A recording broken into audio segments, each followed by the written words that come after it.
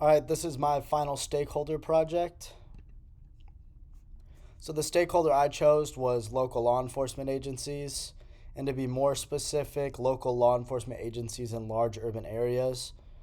Many human trafficking incidents occur in large cities such as Washington, D.C., Atlanta, Orlando, Miami, and Columbus.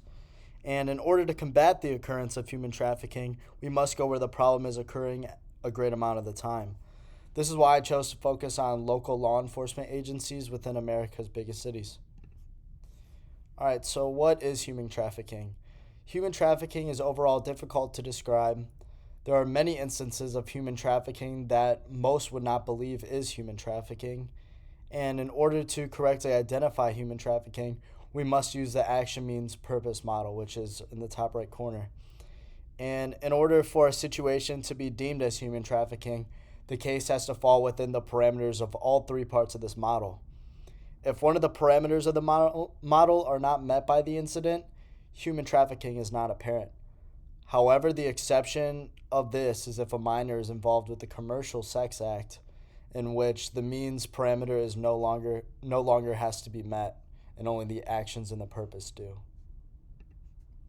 So, what are the actions? Some of the actions include recruiting, which includes proactive targeting of vulnerability and grooming behaviors. There's harboring, which includes isolating or confining the victim. There's transporting, which involves movement and arranging travel to the victim. And then providing, which is the action of giving something to the victim.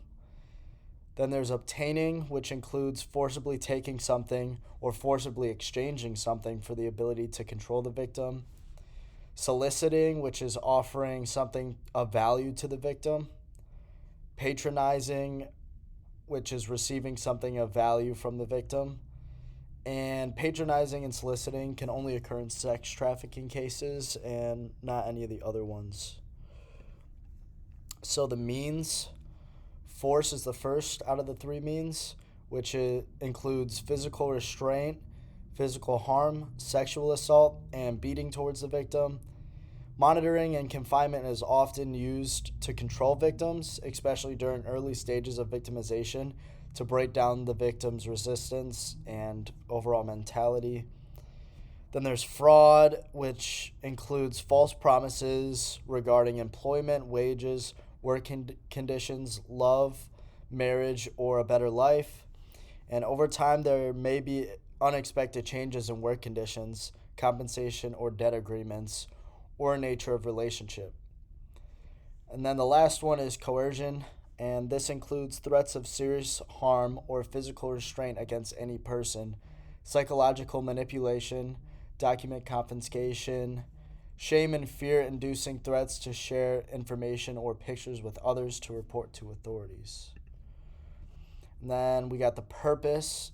The first one is commercial sex. This is any sex act on account of anything of value given to or received by any person.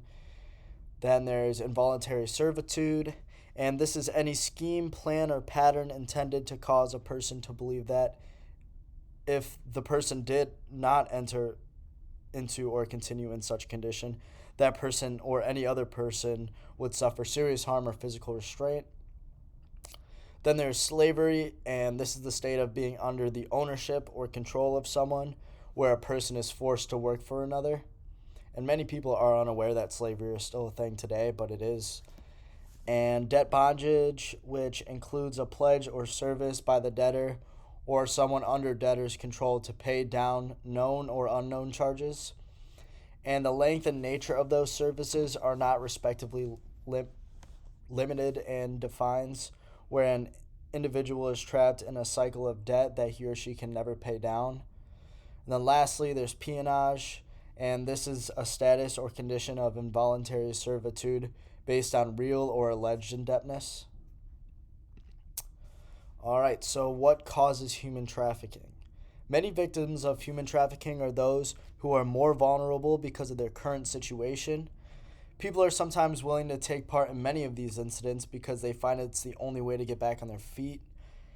and they take what they are offered at face value and were unable to envision the situation that they would be put in potentially. So some of these more vulnerable populations are those who have experienced childhood abuse or neglect, have had a dysfunctioning family, have a history of running away from home, someone that is placed in foster care or child protective services at a young age, people that have disabilities, mental disabilities, and people who have lack of pro-social attachments with others. So, some consequences of human trafficking for victims.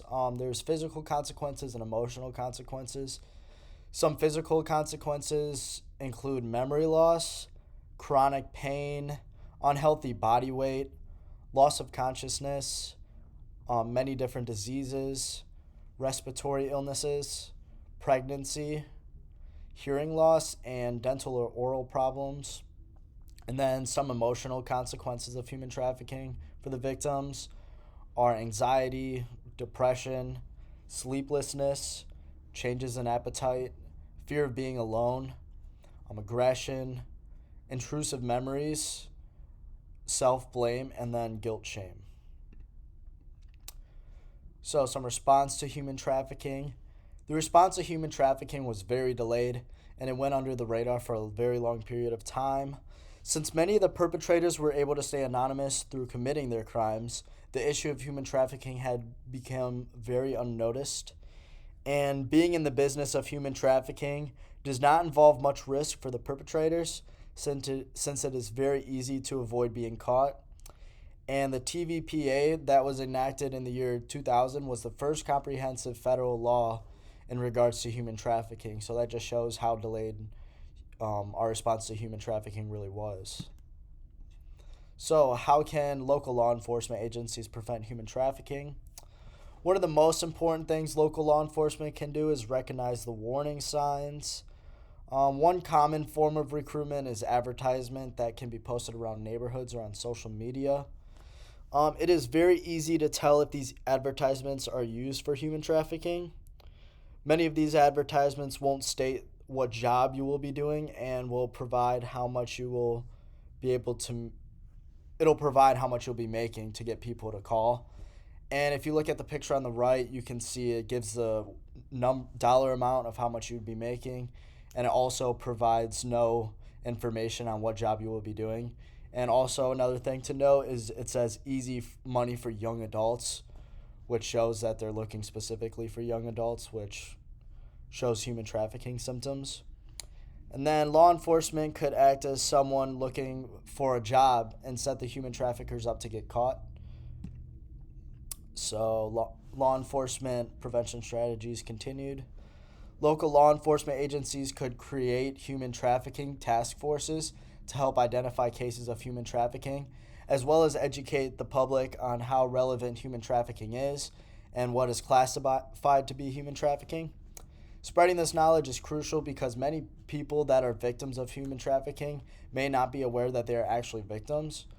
And furthermore, this task force could post human trafficking hotlines in different locations to make sure that all of the current resources for victims are available to everyone. And this task force can also receive information from informants within an affected area to better prevent human trafficking. And then we can implement more inspections on local businesses that are within industries that commonly use labor trafficking as a means of production.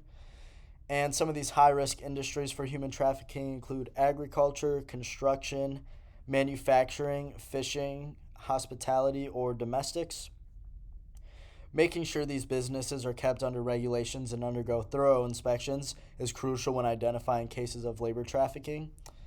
And many of those who are victims of labor trafficking come from foreign countries, and many of them are unable to fend for themselves for many reasons, such as they are unaware they are victims or they speak a different language and cannot communicate to others that they need help. So furthermore, lastly, local law enforcement can provide different programs to help victims of human trafficking to recover from their trauma. Many victims of human trafficking have drug addiction problems, so addiction treatment could be very helpful to some of these victims. Also, law enforcement could create programs to help these victims get back into the workforce and find jobs to get the victims back on their feet. And furthermore, counselors could be provided to those with serious emotional health disorders such as PTSD. And there's a long list of health disorders that can happen because of um, human trafficking. And then these are my references, and that's all.